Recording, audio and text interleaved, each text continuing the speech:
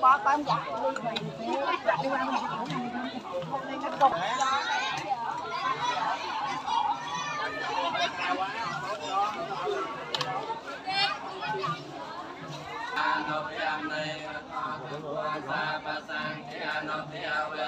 đi qua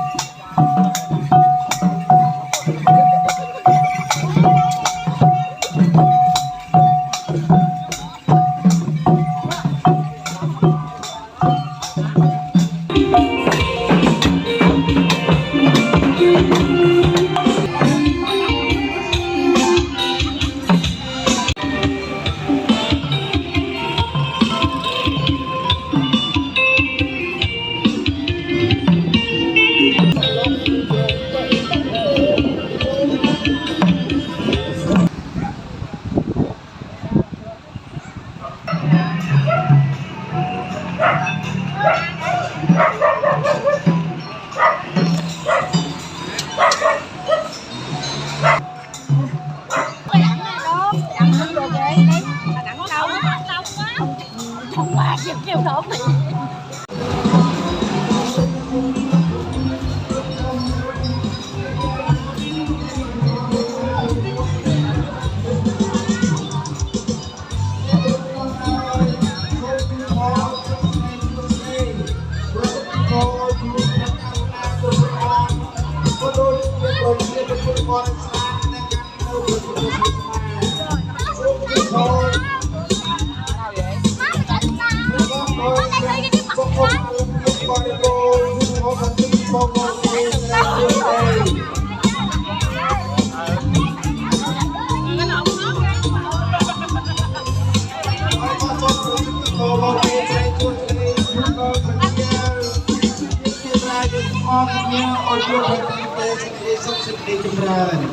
អាស្រ័យនេះទៅក្នុងហើយ